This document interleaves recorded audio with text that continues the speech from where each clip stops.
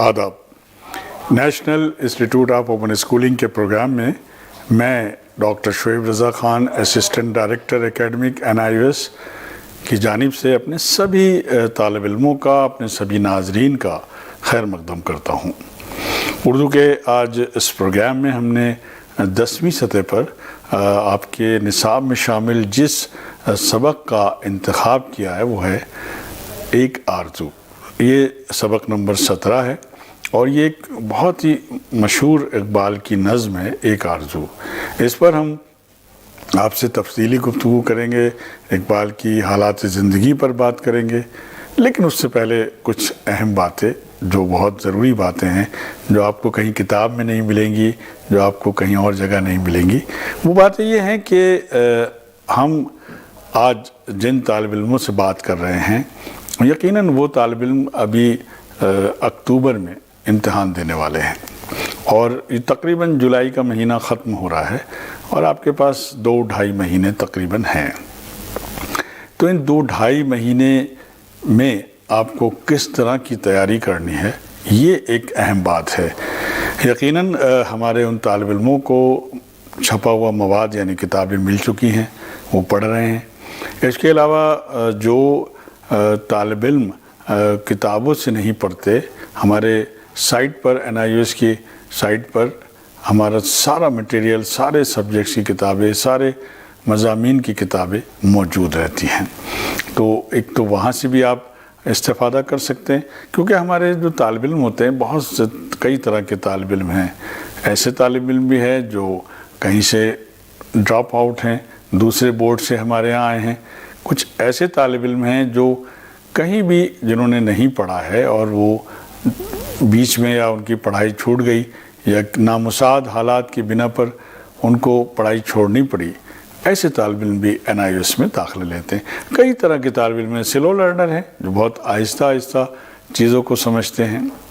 तो NIOS एक ऐसा इदारा है जहाँ से एक ऐसा बोर्ड है जहाँ आप अपनी सहूलत, अपनी चीज़ों को देखकर आप यहाँ से तालीम हासिल कर सकते हैं।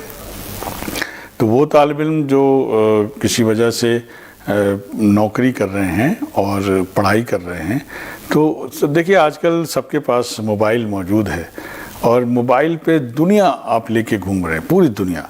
आप दुनिया की कोई भी मालूमात गूगल पे डालिए और आपको सारी चीज़ें पता चल जाएंगी। इसी तरीके से NIOS के सारे मज़ामीन की किताबें वहाँ पर मौजूद हैं।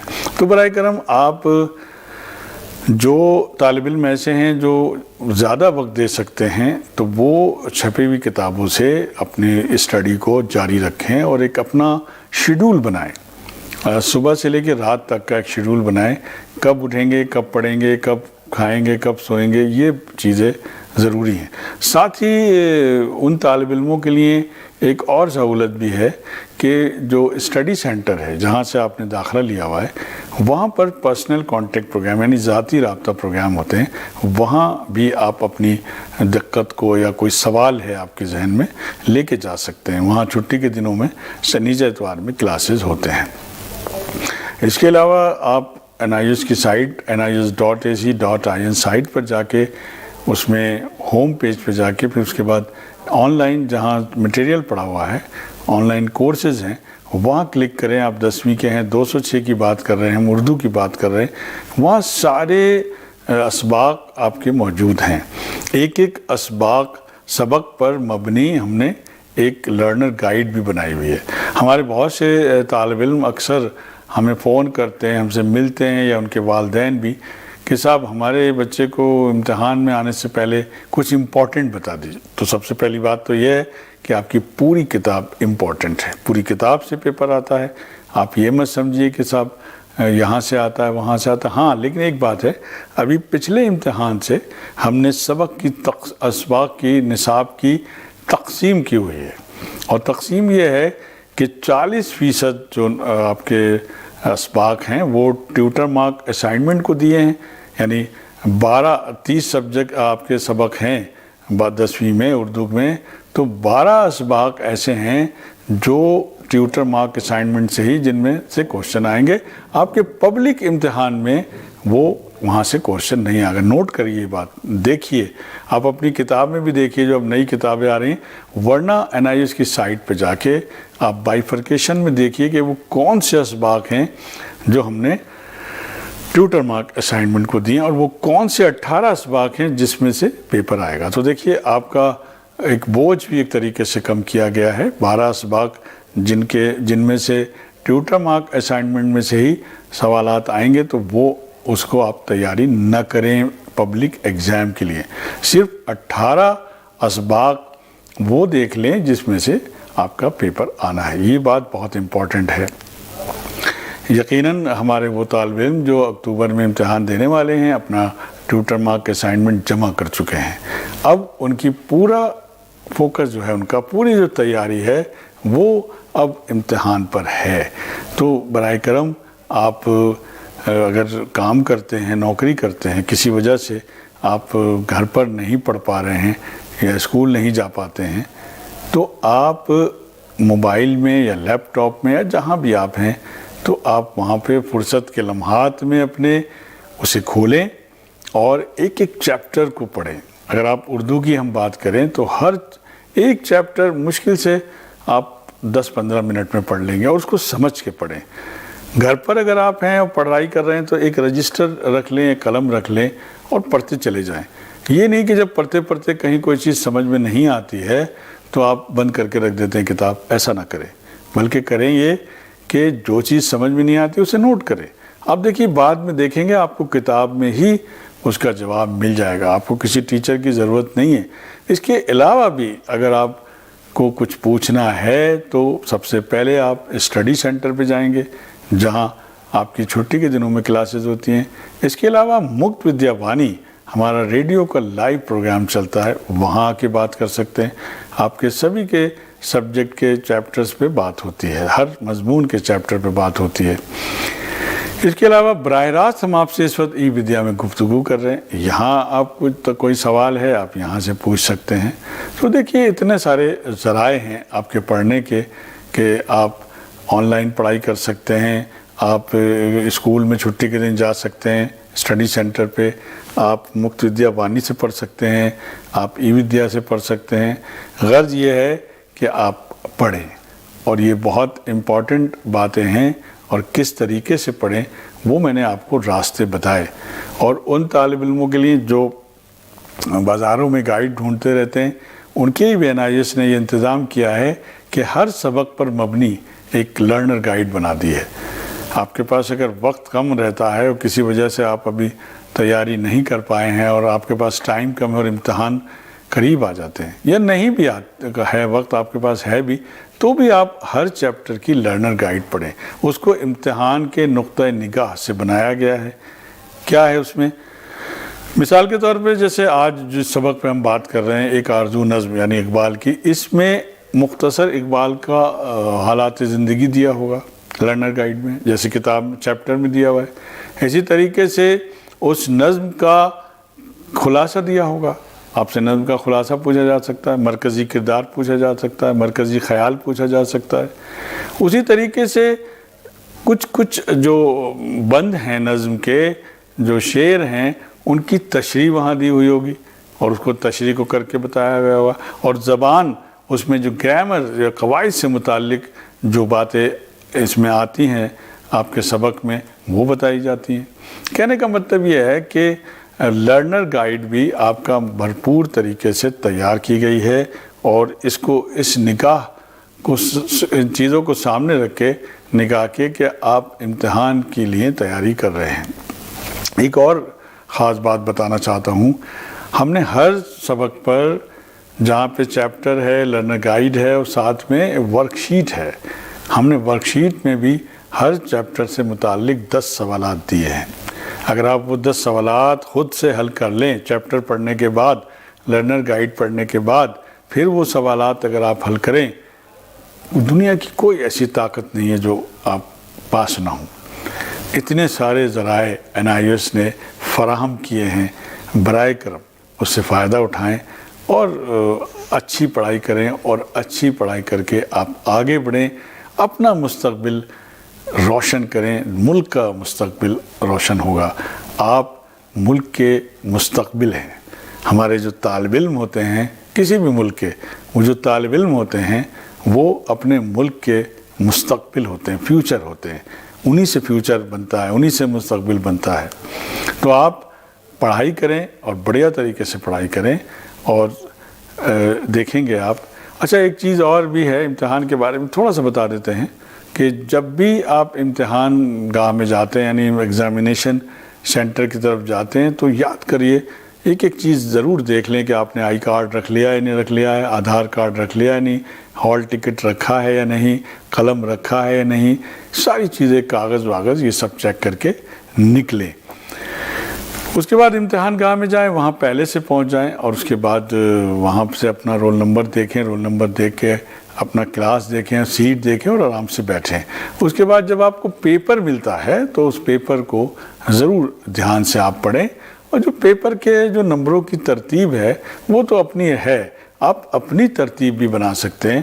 جو سوال آپ کو پہلے آتا ہے وہ پہلے حل کر دیں، اس کے بعد کریں، اس کے بعد کریں. اور یہ نہ کریں کہ کوئی سوال بہت اچھے طریقے سے آتا ہے تو سارا وقت اسی میں گوا دیں، ایسا نہیں کریں. سارے سوالات کے جوابات دیں اور بڑھیا طریقے سے امتحان دیں.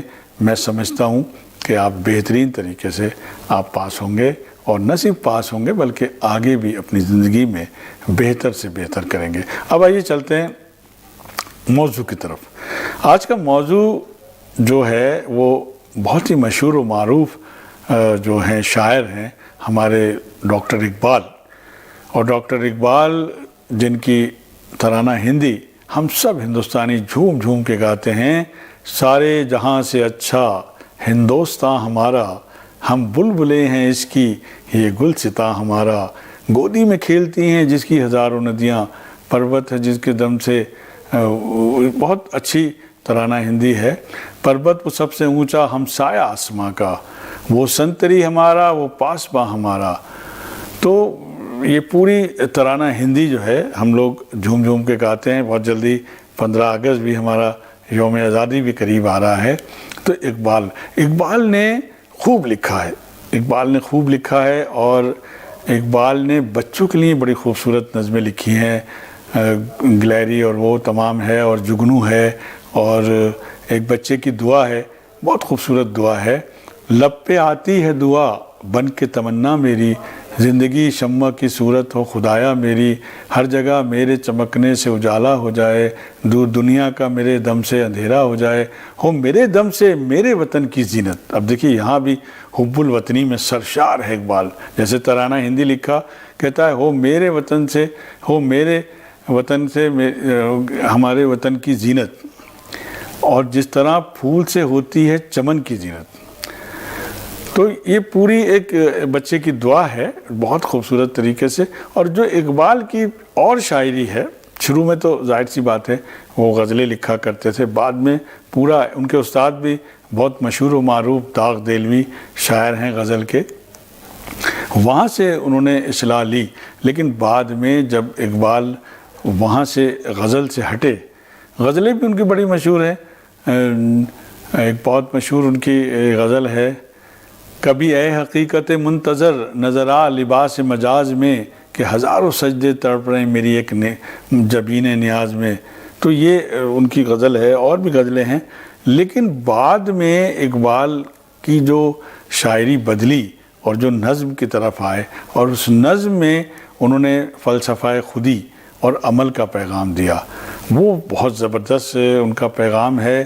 اگر آپ اس کو پڑھیں گے، ابھی تو خیر آپ کا کلاس 10ویں کا ہے تو ابھی تو فی الحال ہم یہ صرف ان کی حالات زندگی پر بات کر رہے ہیں، تو اس لیے ہم یہ بات کر سکتے ہیں کہ خودی کو کر بلند اتنا کہ ہر تقدیر سے پہلے خدا بندے سے خود پوچھے بتا تیری رضا کیا ہے. یہ بڑا مشہور شعر ہے، آپ جانتے ہیں اقبال کا.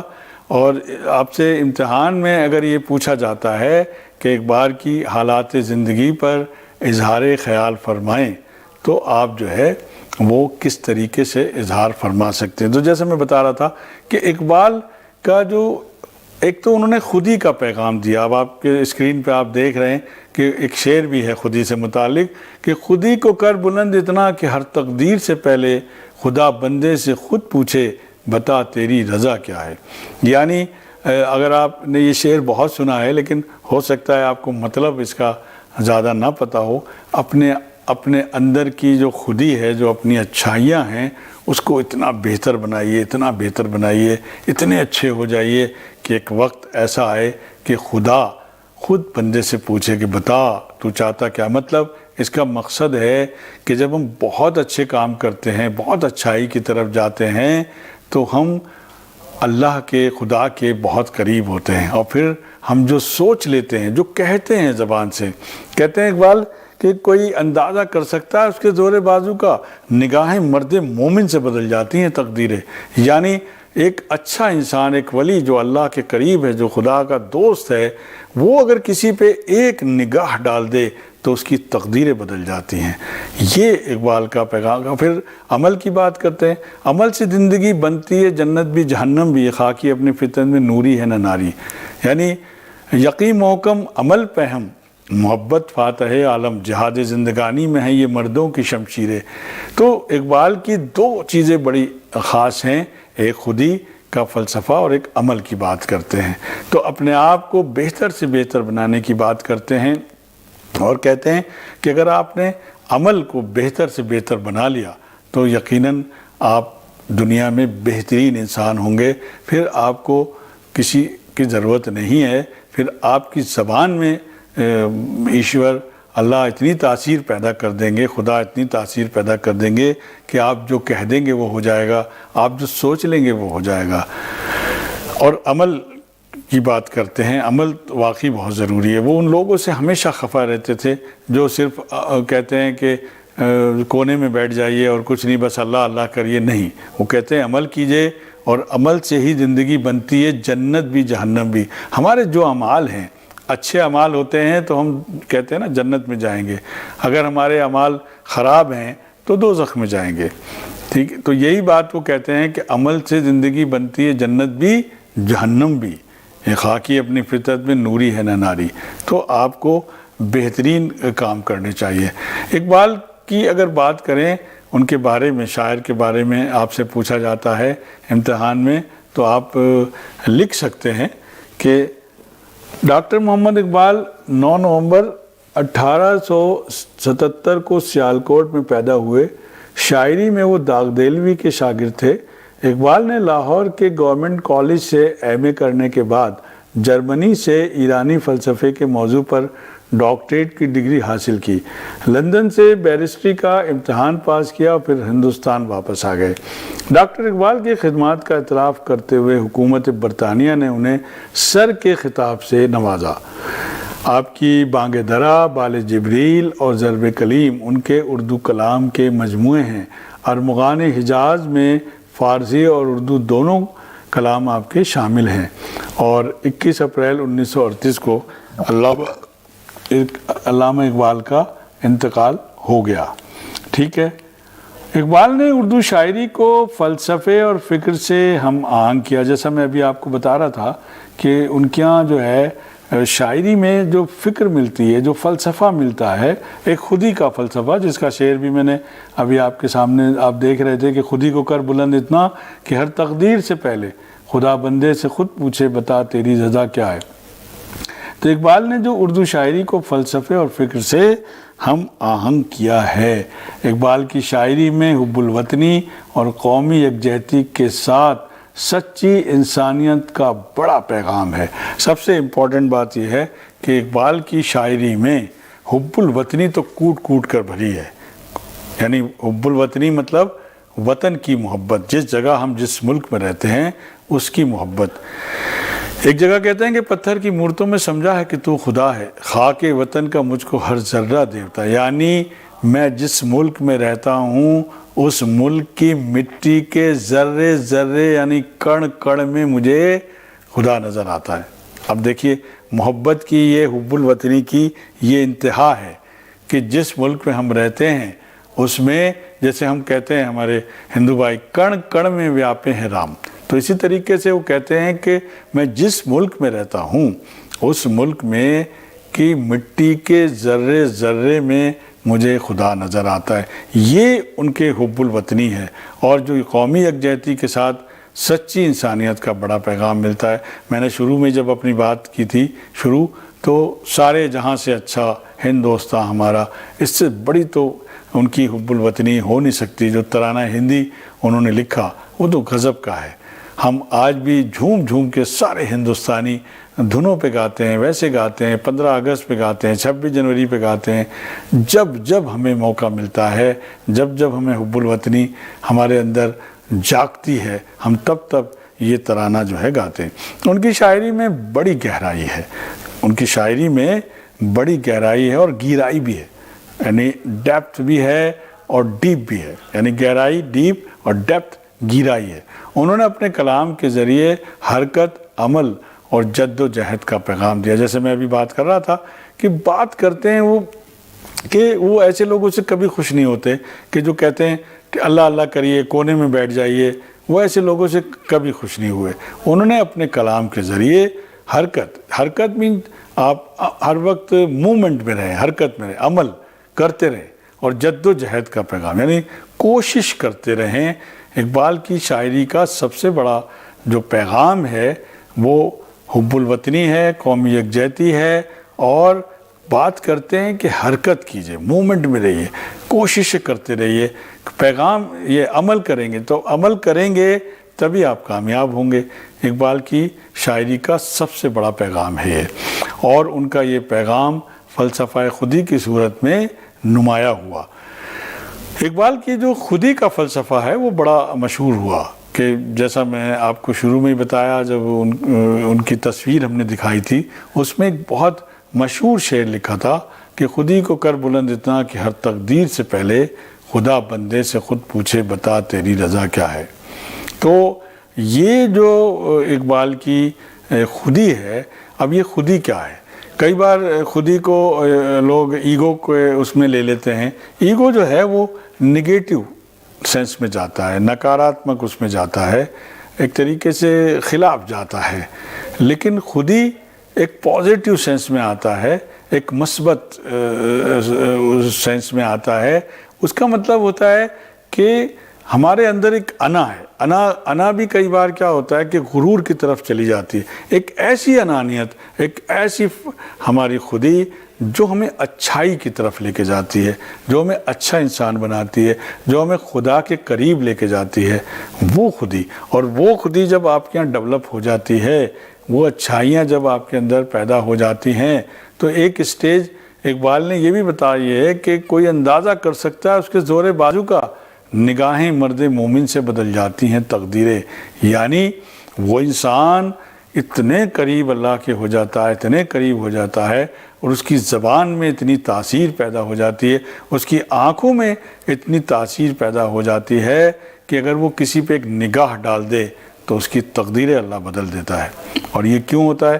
یہ اس لیے ہوتا ہے کہ آپ نے اپنی خودی کو بہترین طریقے سے بنایا ہوتا ہے، اپنی انا کو خدا کے سامنے سرنڈر کیا ہوتا ہے، انسانیت ہوتی ہے آپ کے اندر، لوگوں کے ساتھ آپ بھلائی کرتے ہیں، اچھائی کرتے ہیں، کسی کا دل نہیں دکھاتے، کسی کے ساتھ آپ برائی نہیں کرتے۔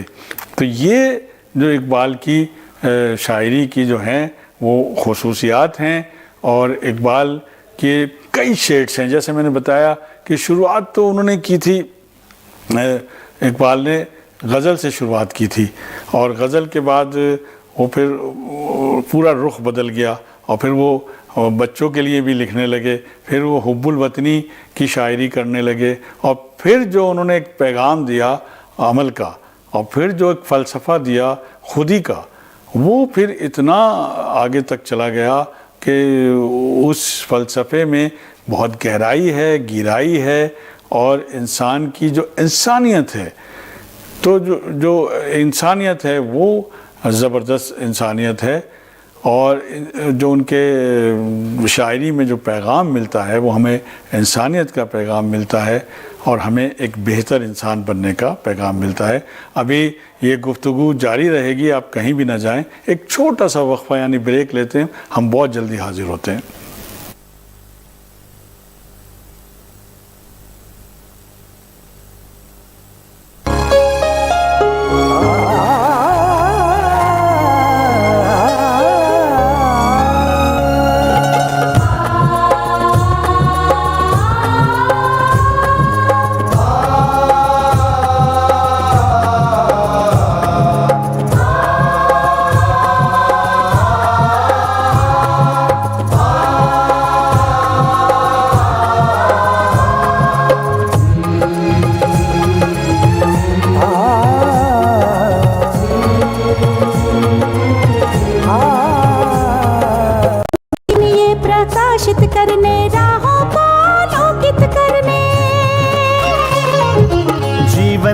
प्रकाशित करने, राहों को आलोकित करने, हम अपना दीपक बने, हम अपना रास्ता स्वयं चुने, हम अपना दीपक स्वयं बने, हम अपना रास्ता स्वयं चुने। जीवन ये प्रकाशित करने, राहों को आलोकित करने,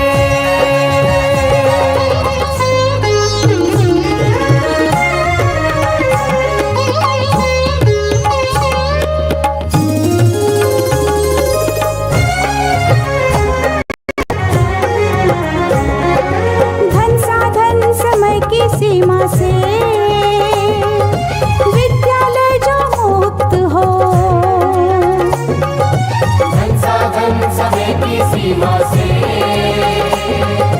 विद्यालय जो मुक्त हो। कभी पढ़े हम कहीं पढ़े, वे विषय की लोच से युक्त हो, कभी पढ़े हम कहीं पढ़े, वे विषय की लोच से युक्त हो। मित्रों हम उठे और जागे, मंजिल आने की ध्वनि सुने, हम अपना दीपक स्वयं बने, हम अपना रास्ता स्वयं चुने। जीवन ये प्रकाशित करने, राहों को आलोकित करने,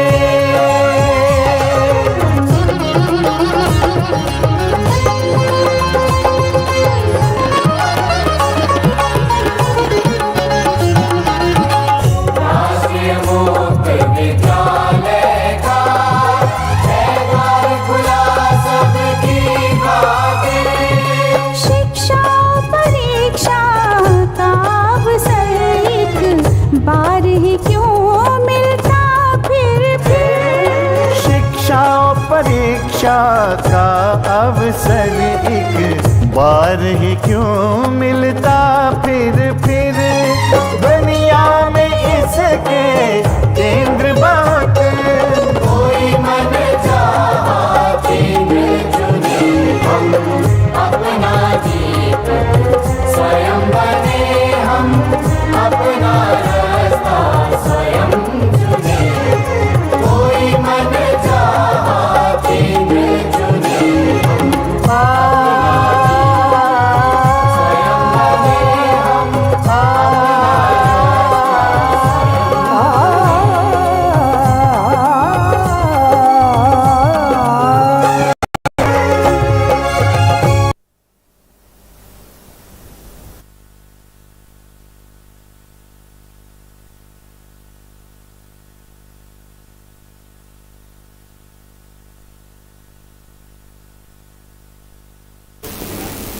एक बार फिर हम अपने तालिब इल्मों के साथ हैं। अपने नाजरीन और सभी तालिब इल्मों का एक बार फिर खैर मकदम करते हैं और बड़ी दिलचस्प गुफ्तगू आज हम आपसे कर रहे हैं। हमने शुरू में आपको कुछ बातें बताई थी काम की कि आप किस तरीके से अपना मुताला करें, किताब से कैसे मुताला करें, स्टडी सेंटर पे जाएं, मुफ्त विद्या वाणी देखें, ई विद्या देखें, हमारी साइट पर जाएं और वहाँ से पढ़ सकते हैं। NIOS की साइट से, लर्नर गाइड से पढ़ सकते हैं, वर्कशीट से सवालात हल कर सकते हैं। बहुत सारी बातें आपको बताई और उसके बाद हम मौजू पे लौटे और हमने बताया आपको कि इकबाल, जिनकी नज़्म आपके कोर्स में शामिल है, एक आरज़ू, इकबाल की हालात ज़िंदगी के बारे में हमने मुख्तसर तौर पे बताया।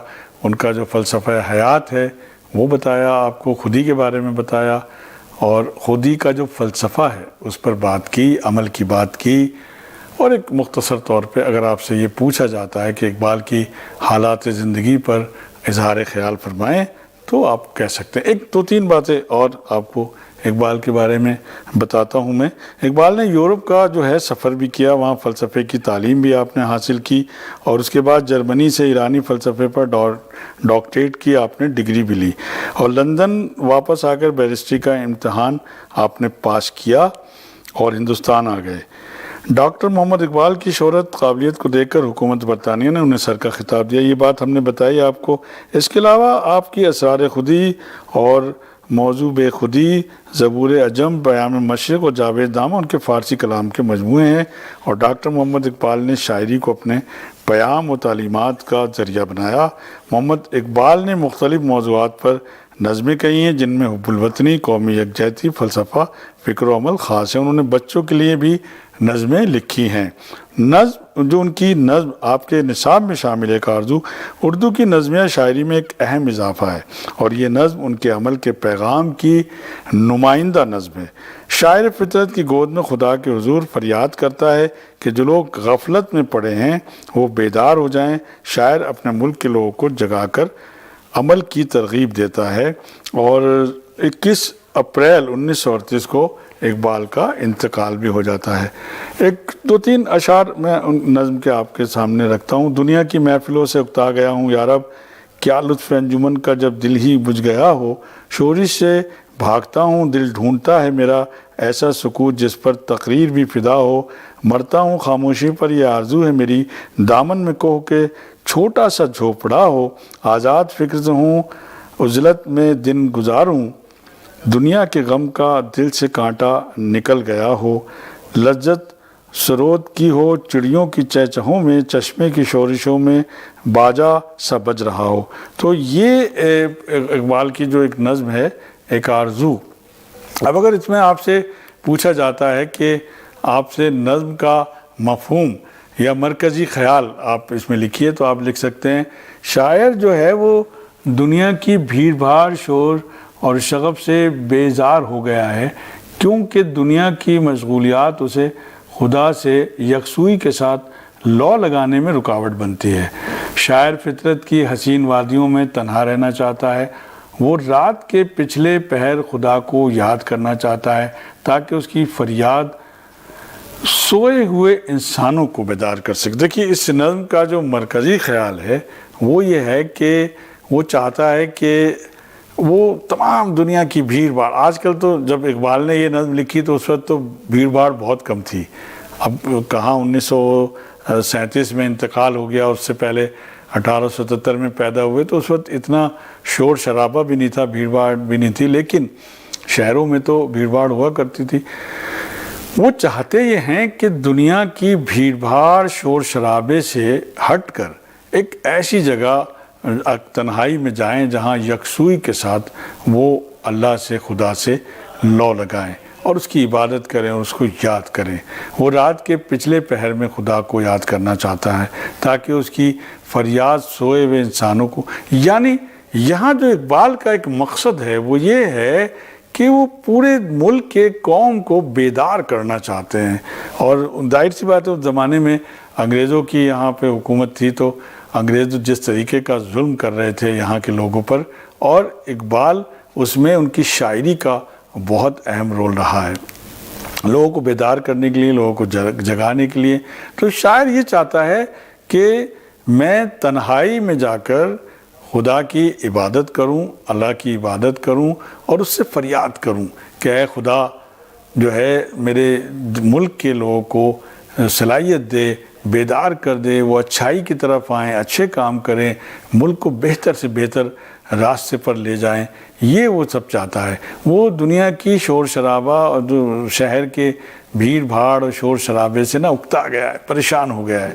جو میں نے آپ کو شروع میں جو شعر سنائے ان کے شروعات کے، یہ اقبال جو ہے وہ چاہتا ہے کہ وہ تنہائی میں رہ کر عبادت کرے۔ اور دیکھیے عبادت کے بارے میں کہا جاتا ہے کہ عبادت تنہائی میں ہوتی ہے۔ کبھی بھی آپ پوجا یا عبادت کرتے ہیں، اگر کسی کو دکھانے کے لیے کرتے ہیں تو وہ اچھی نہیں مانی جاتی۔ آپ جب بھی عبادت کریں، عبادت کس کے لیے ہے؟ ایشور کے لیے، اللہ کے لیے۔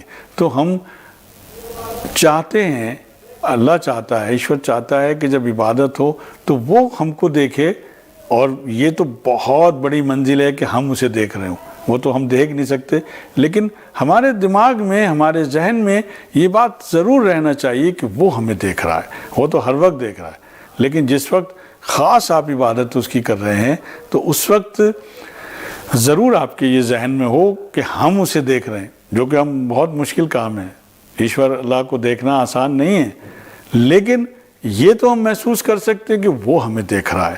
تو یہ اگر کیفیت پیدا ہو جاتی ہے آپ کے اندر تو ایک جو اقبال کا جو فلسفہ خودی اور عمل کا جو پیغام ہے وہ کہتا ہے کہ پھر انسان مرد کامل بن جاتا ہے, مرد مومن بن جاتا ہے, یعنی مکمل ایک اچھا انسان بن جاتا ہے. تو یہ جو پوری ان کی شاعری کا جو فلسفہ ہے یہ لاسٹ میں آ کے بالباب نکلتا ہے, نچوڑ نکلتا ہے کہ کمپلیٹ انسان جو ہے وہ بن جائے گا. یہ تو مرکزی خیال اس نظم کا ہوا.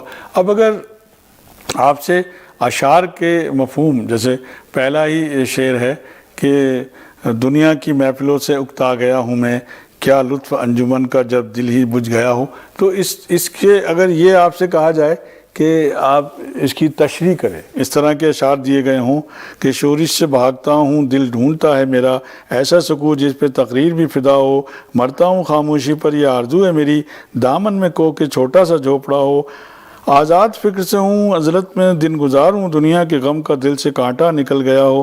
تو یہ جو دنیا کی محفلوں سے ڈیش ڈیش ڈیش اور کانٹا نکل گیا ہو, یہاں تک اگر آپ کو یہ دیے جائیں شعر اور کہا جائے کہ اس کی سیاق و سباق کے ساتھ تشریح کیجئے, تو آپ لکھیں گے کہ یہ نظم کے اشعار اقبال کی نظم ایک آرزو سے لیے گئے ہیں. یہ سیاق و سباق کس کا بنتا ہے؟ Reference to context.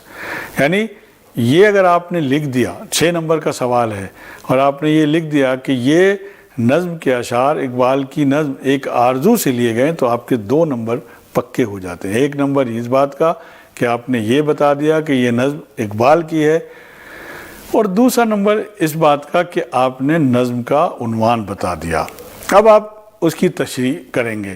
نظم کے آپ لکھیں گے, نظم کے یہ ابتدائی 4 اشعار میں شاعر نے دنیا سے بیزاری ظاہر کی اور ایسی جگہ رہنے کی آرزو کی جہاں خاموشی ہو, تنہائی ہو. شاعر کی تمنا ہے کہ پہاڑ کے دامن میں اس کا ایک چھوٹا سا جھوپڑا ہو جہاں وہ بغیر کسی فکر اور رنج و غم کے رہ سکے, دنیا کی تمام مشکلات مصائب سے پرے پرسکون زندگی جی سکے.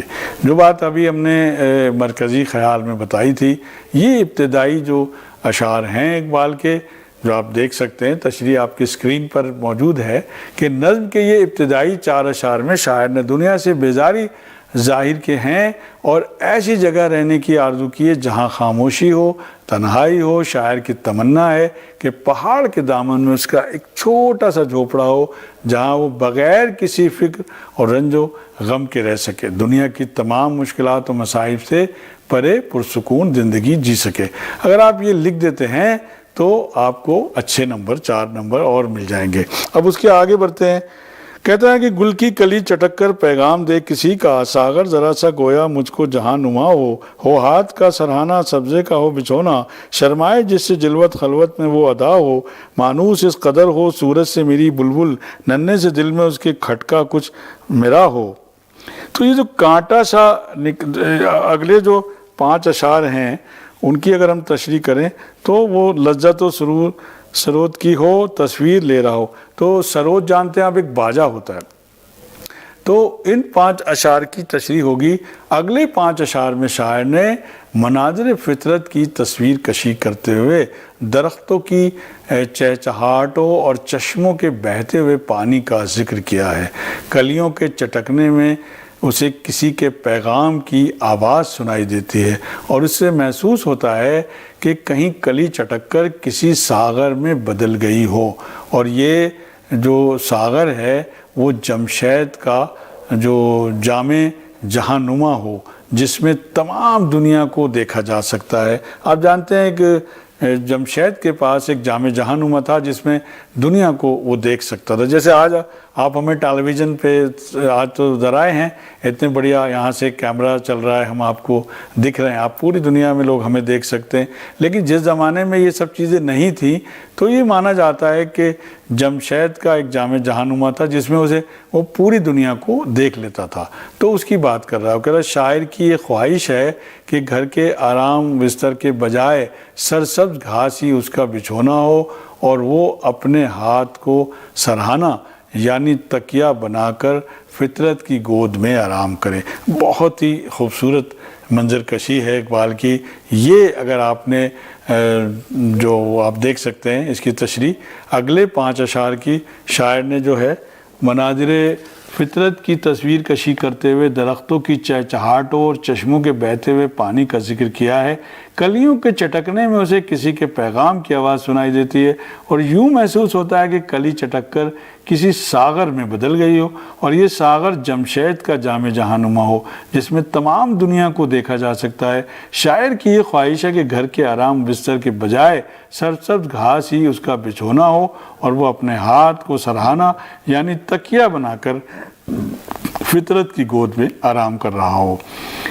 آگے شاعر نے اگلے اشعار میں فطرت کی مزید منظر کشی کی ہے۔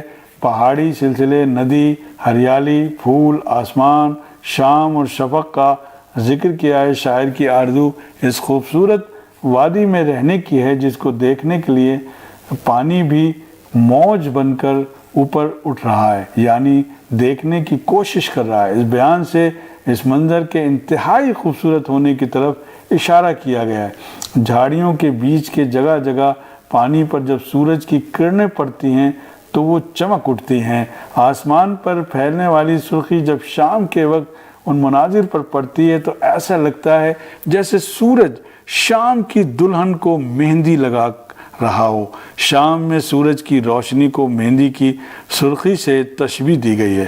شاعر بھٹکے ہوئے اور دکھانا چاہتا ہے، جو لوگ بھٹک رہے ہیں ان کو دکھانا چاہتا ہے، اور اندھیرے سے جو ہے دلوں میں روشنی کی کرن پیدا کرنا چاہتا ہے۔ جو لوگ مطلب اس میں اتنی خوبصورت منظر کشی ہے جو شاعری کی ہے اقبال نے، جو 5 شعر ہیں کہ وہ کہتا ہے کہ جو آسمان، شام، شفق کا ذکر، آپ جانتے ہیں شفق کہتے ہیں جب شام کے وقت جب سورج ڈوب رہا ہو تو ایک ہلکی ہلکی آپ کو لالی دکھائی دیتی ہے، وہ اسے شفق کہتے ہیں۔ تو شاعر کی یہ آرزو ہے کہ اس خوبصورت سی وادی میں رہنے کی ہے اور جس کو دیکھنے کے لیے پانی بھی موج بن کر، مطلب ایسی منظر کشی کی ہے، پانی کو بتا رہا ہے کہ خود وہ بھی دیکھنا چاہتا ہے، اٹھ کر وہ آ رہا ہے، یعنی دیکھنے کی کوشش کر رہا ہے۔ اس بیان سے اس منظر کے انتہائی خوبصورت ہونے کی طرف جو ہے اشارہ کیا گیا ہے۔ اب جو نظم کے آخری 5 اشعار ہیں وہ بھی آپ دیکھ لیجئے، اگر تشریح کے لیے آتے ہیں تو آپ اس کو۔ راتوں کو چلنے والے رہ جائیں تھک کے جس دم، امید ان کی میرا ٹوٹا ہوا دیا ہو، پچھلے پہر کی کوئل وہ صبح کا مؤذن، میں اس کا ہم نوا ہوں وہ میری ہم نوا ہو، کانوں پہ ہو یہ نہ میرے دیر و حرم کا احساں، روزن ہی جھوپڑی کا مجھ کو سحر نما ہو، پھولوں کو آئے جس دم شبنم وضو کرانے، رونا میرا وضو ہو نالا میری دعا ہو، اس خاموشی میں جائیں اتنے بلند نالے، تاروں کے قافلے کو میری صدا درا ہو، ہر درد مند دل کو رونا میرا رلا دے، بے ہوش جو پڑے ہیں شاید انہیں جگا دے۔ تو یہ 5 اشعار جو آپ کے آخری ہیں، آپ دیکھ سکتے ہیں اسکرین پہ اس کی تشریح۔ نظم کے آخری 5 اشعار میں شاعر نے اپنی اصلی آرزو کو بیان کیا ہے۔ شاعر چاہتا ہے کہ وہ تنہائی میں دل لگا کر خدا کی عبادت کر سکے۔ شاعر دنیا کے ہنگاموں اور شور و شغب میں یکسوئی سے خدا کو یاد نہیں کر پاتا، اس لیے اس کے نالے بے اثر ہیں۔ صبح سویرے جب کوئل اپنی سریلی آواز میں نغمہ سنائے تو شاعر بھی اس کے ساتھ خدا کی حمد و ثنا کرے۔ وہ مسجد و مندر کا احسان نہ لے بلکہ اس کی جھوپڑی سے اندر آتی روشنی ہی اسے صبح کی آمد کا پتہ دے اور وہ خدا کے حضور آہ و فریاد میں مشغول ہو جائے۔ تو یہ اقبال کی پوری نظم کی ہم نے آپ کے سامنے تشریح پیش کی۔ اب اگر اس میں دیکھیں کچھ سمجھنے کی باتیں ہیں تو آپ دیکھ سکتے ہیں اقبال نے اس نظم میں انسانی زندگی کو فطرت کے عین مطابق بتانے کی کوشش کی ہے۔ اقبال نے خوبصورت تشبیہات و استعارات استعمال کر کے نظم میں بڑی کیفیت پیدا کر دی ہے، اور شاعر کے نزدیک دیر و حدم مذہب کی ظاہری جو ملامتیں ہیں وہ ان کو نظر انداز کرے اور براہ راست خدا سے اپنا لو لگانے کی بات کرتا ہے۔ ہمیں امید ہے کہ آج کی یہ جو نظم ہے نہ صرف آپ نے امتحان کے نقطۂ نگاہ سے اس کو سمجھا یا سنا یا اس سے فائدہ اٹھائیں گے، بلکہ اپنی زندگی کو بہتر سے بہتر بنانے کے لیے جو اقبال کی فلسفہ خودی ہے اور عمل کا پیغام ہے اس کو اپنے اندر لائیں گے۔ آج کا یہ پروگرام اب ہم یہیں ختم کرتے ہیں، آئندہ پھر آپ کے نصاب میں شامل کسی سبق کے ساتھ حاضر ہوں گے۔ تب تک کے لیے ڈاکٹر شعیب رضا خان کو اجازت دیں۔ خدا حافظ۔